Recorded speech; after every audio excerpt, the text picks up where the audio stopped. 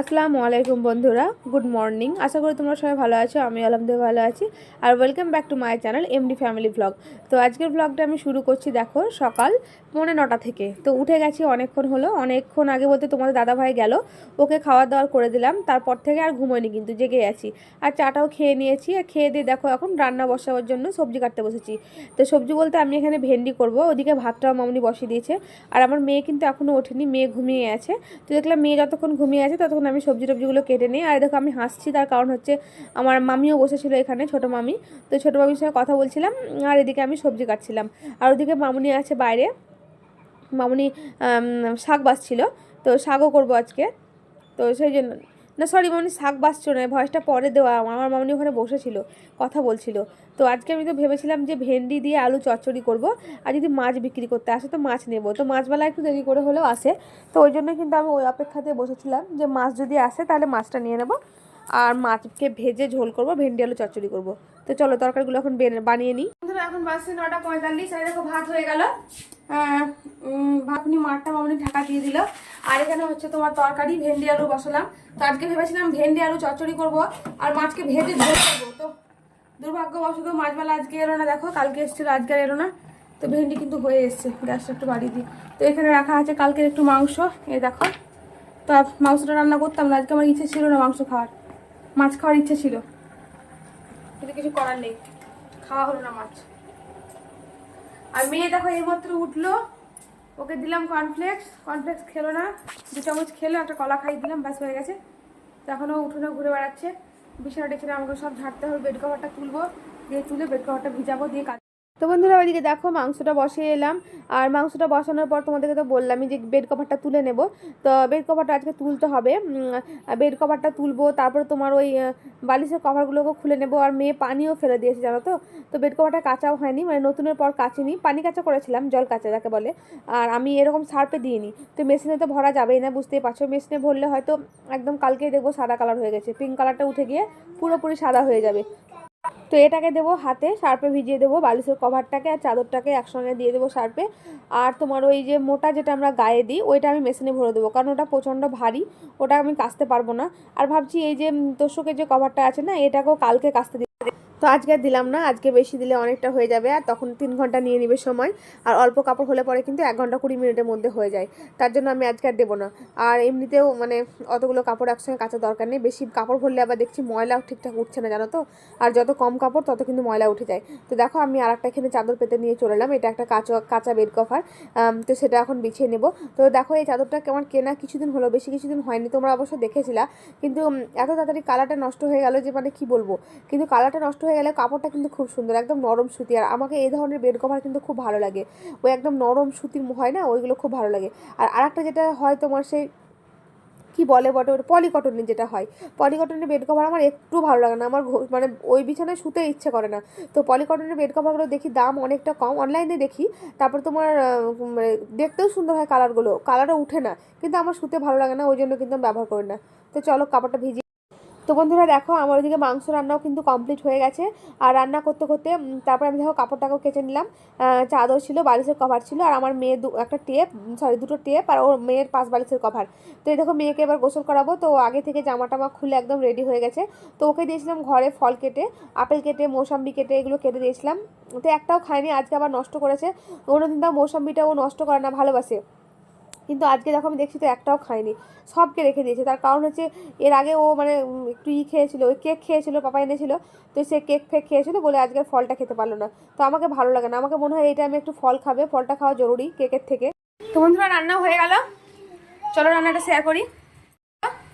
অল্প একটু মাংস ছিল, সেটাই যে এইভাবে করলাম, একটু ঝোল করে। আর তখন তো দেখলাই ভেন্ডি আলু এভাবে চচ্চড়ি করে সাজিয়ে, আর এখানে প্রেসারে ভাত। তো এই হলো তরকারি। আর আমরা ঝোল করেছি বলে তোমাদের দাদা ভাইয়ের জন্য একটু টিফিনে কষা কষা তুলে নিয়েছি, রাত্রে খাবে ও, রুটি যদি খায় তো রুটি করে দেবো। এদের ওর জন্য টিফিনে কষা তুলে রেখেছে, ওই ঝোল খেতে ভালোবাসে না।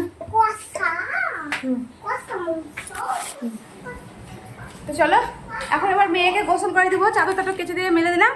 এখন নুরায়াকে গোসল করাবো, ওকে গোসল করিয়ে একটু বাথরুমটা পরিষ্কার করে আমি নিজে গোসল করে দেবো। তো মামনিরও গোসল করা হয়ে গেল, আজকে যেহেতু জুম্মার দিন, তো নামাজ পড়বে, তার জন্য তাড়াতাড়ি গোসল করে নিল। আর দোকান তো যাও ভাবছিলাম, দেখি কি করছি, গেলে অবশ্যই জানাবো, দেখাবো। ঠিক আছে, সঙ্গে থাকো আর ব্লগটা দেখতে থাকো আমার। বন্ধুরা 6:25 বাজছে। তো কি করছো সবাই, কি করছো সবাই, আমি তো জানতে চাইলেই জানতে পারবো না। তখন সন্ধে হয়ে গেছে, দুপুরের পর থেকে তার কোনো ভিডিও দিতে পারিনি বলতে দেখো, আর দুপুরে পরে কোনো ভিডিও করা হয় না। খাওয়া দাওয়ার পরে ধরো ভিডিও করতে ইচ্ছে করে না, মনে হয় শুয়ে যায়। তো একদম সন্ধেবেলাতে তোমাদের সামনে এলাম। তোমার দাদা ভাই এলো তখন দুপুরবেলাতে, ও খেয়ে দিয়ে এসেছিলো একদম ওই বাড়ি থেকে, দিয়ে তারপর দোকান চলে গেল।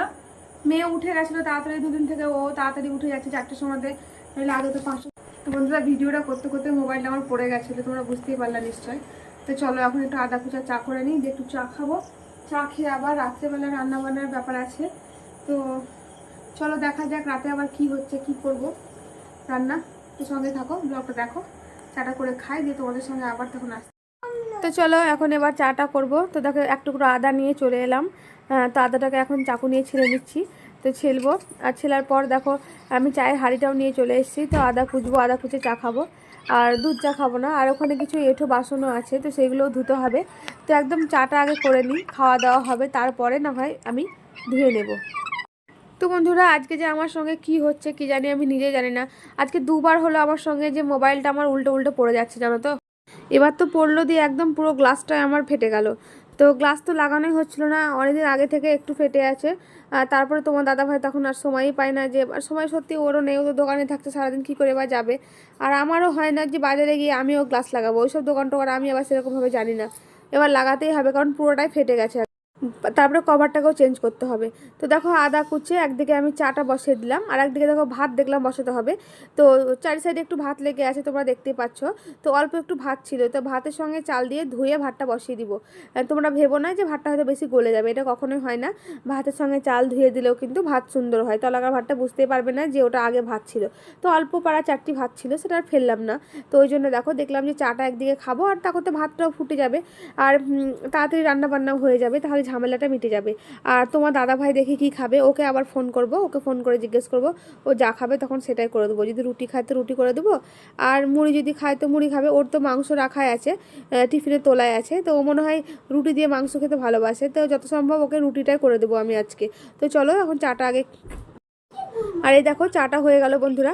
তো চাটার জন্য আমি 3খানা বাটি এনেছি, তোমরা দেখতেই পাচ্ছ। আমার মেয়ে চা খাবে না, কিন্তু ওর জন্য একটা বাটিতে চা লাগিয়ে নিয়ে যেতেই হবে, তাছাড়া কিন্তু ও আবার ওর রাগ হয়ে যাবে। তো 3টে বাটি নিয়ে নিয়েছি, তখন পরে ওর চাটা আমি আবার ঢেলে নেবো, আমি বা মামুনি যাই হোক। তো ওর জন্য একটু সঙ্গে সামনে মানে ও নিয়ে যেতে হবে, নাহলে আবার রাগ করে একদিকে চুপ করে দাঁড়িয়ে যাবে। তো ওকে আমি খাইয়ে দিয়েছি বিকেলবেলা টিফিন। আর ওই দেখো আম কাটা ছিল, তো আম ওকে কেটে দিয়েছিলাম দুপুরবেলাতে। তারপরে দেখো বন্ধুরা চাটা খেয়ে চলে এলাম রান্নাঘর। আর ওই যে হাঁড়িতে দেখছো গরম করছি, তো সেখানে ছিল 2-1 পিস মাংস পড়েছিল। দিনের যে মাংসটা, দিনে তো খুব একটা মাংস ছিল না, তোমরা দেখতে পেয়েছিলা। তো যেটুকুই ছিল দেখো গরম করে আমি একটা বাটির মধ্যে মাংসটাকে ঢেলে নিলাম। আর দিনের একটু ভেন্ডি আলুর তরকারি ছিল, সেটাও কিন্তু গরম করার জন্য বসিয়ে নিলাম, কারণ অল্প অল্প তরকারি আছে, তো অত বড় বড় হাঁড়ি রেখে আমার দরকারটা কি বলো। সেই জন্য কিন্তু আমি ভালোভাবে গরম করে নিলাম, আর মাংসটাকে বাটিতে ঢেলে নিলাম। ভেন্ডি আলুটাকেও কিন্তু গরম করে নিয়ে আমি এই প্লেটের মধ্যে ঢেলে নেব। তাহলে সবগুলো এগুলো ধুয়ে ধায়ে একদম রেখে দেবো, তাহলে অল্প হয়ে থাকবে। তো এগুলো মামুনিই ধয়, রাত্রেবেলায় খাওয়া দাওয়ার পরে যত হাঁড়ি ফাড়ি থাকে সব কিছু কিন্তু মামুনি ধুয়ে রেডি করে রেখে দেয়। আর তোমার দাদাভাই যখন খায়, ও তো অনেক রাত্রিতে খায়, 11টা 11:30 সময় খায়, ওটা আমি ধুই না, কারণ অত রাত্রে ধুই না, ঠান্ডা লেগে যাবে, সেই কারণে রেখে দিই, তখন সকালে মামুনি। তো চলো সবগুলো তো গরম করে ঢেলে নিয়েছি। তো এখন আমি এগুলো ধুয়ে নিব, এই হাঁড়ি দুটো আর চামচটা। তো বেশি কিছু নেই, হাঁড়িটা চামচটা শুধু আছে। আর তারপরে খাওয়ার পর থাকবে 2টো থালা, তো তখন সেগুলো যেই হবে, মামুনি হোক আমি হোক যে পাবো সেই তখন ধুয়ে নেব। আর এখন এই দুটো ধুয়ে আমি রেখে দেবো। আর একদিকে দেখো চাটুটা নিয়ে চলে এলাম, কারণ ভাবছি রুটি করব তোমার দাদাভাইয়ের জন্য। তো রুটি করার জন্য আমি চাটুটাকে নিয়ে আগে থেকে রেডি করে রেখে দিলাম। আর রুটি করব, আর প্রেসার কুকারে তোমার আলু দিয়ে দেবো একটা একটা ওর জন্য আর আমাদের জন্য। তো ওর জন্য সেদ্ধ আলু করে, যেমন ও খায় ভাজা, তো সেটাই করে দেবো ওকে। তো মাংস আর আলু ভাজা হলে ওর হয়ে যাবে রুটি খাওয়া। আর ওদিকে দেখো ভাতটা কিন্তু হয়ে গেছে, তোমরা দেখতেই পাচ্ছ। ভাতের ফেনাটাকেও কিন্তু ঢাকা দিয়ে দিয়েছি। এখন থালা মাজার বাসন এইটাকেও ভালো করে ধুয়ে নিলাম, ছোবড়াটাকেও ভালো করে ধুয়ে নিলাম। আর গ্যাসটাকে একটু মুছে নেবো ভালো করে। বারবার রান্না করি, বারবার মুছি, তোমরা বুঝতেই পারছো যে মানে যতবারই করি কেন গ্যাসটা মোছা থাকলে, চকচকে থাকলে নিজেকে তো ভালো লাগে, বুঝতে পারছো। আর ওখানে দেখতে পাচ্ছ একটা প্লাস্টিকের কালো বাটি আছে। প্লাস্টিকের কালো বাটিটা জানো তো বরফ ছিল। আজকে না আমাকে ভোররাতে জানো তো 3বার কামড়ে দিয়েছে, সেটা তোমাদের সঙ্গে শেয়ারই করা হয়নি। তো একবার পায়ে কামড়িয়েছে, হাতে একবার, আঙ্গুলে একবার। তো এটার জন্য মামুনি ওতে বরফ বসেছিল, সেই বরফটাকে ভাঙতে গিয়ে বাটিটাকে ভেঙে দিয়েছে। তো ওই জন্য ভেঙে গেছে। তো এখন আর ফেললাম না, পরে ফেলবো। তো সেখানে রেখে দেওয়া আছে। তো খুব জ্বালা করছিল প্রথমে, কিন্তু আমার মামুনি যেহেতু ভোল্লার কামড়ের ঝাড়ুন জানে, ওই ঝাড়ুনটা দেওয়ার পর সঙ্গে সঙ্গে কিন্তু জ্বালা কমে গেছিলো, একটু শুধুমাত্র ব্যথা ছিল। তো ভালো হয়ে গেছে, একটু ফুলেছিল সামান্য। তো যাই হোক, একটা ভোল্লাতেই আমাকে আজকে 3 জায়গায় 3বারে কামড়ালো। না সরি, 3বারে নয়, একবার কামড়িয়েছিল পায়ে, তখন একবার। আর হাতে যখন কামড়ালো তখন হাতে আর আঙ্গুলে একসঙ্গে কামড়িয়েছিল একবারে। মানে ওই হাত দিয়ে ওকে তাড়াতে গেছিলাম, দিয়ে ওই হাতটাতেও কামড়ে দিয়েছে। তো ঠিক আছে, দেখো আমার কিন্তু এদিকে আলু ভাজাটার জন্য চলে এসেছি। তো তোমরা তো দেখতে পেলে সেরকম মশলা টশলা কিছুই নয়, শুধুমাত্র আমি জিরে গোটা, একটা লঙ্কা, আর লবণ, হলুদ, আর জিরে গুঁড়ো, আর চিনি মিষ্টি মিষ্টি করে। তো ওর লবণটা প্রচণ্ড মানে কম খায়, তো লবণটা একটু বেশি হলো মনে হলো বলে আমি তুলে নিলাম লবণটাকে। আর ও লবণ মানে বেশি হয়ে গেলে খাবে না, কম হলে খাবে, আর বেশি হয়ে গেলে কিন্তু আবার খাবে না। তো খুব বেশি আমি আলু ভাজিনি, দেখো ওই জন্য ছোট্ট একটা আলু ভেজেছি, কারণ মাংস আছে ওই জন্য বেশি আলু তো লাগবে না।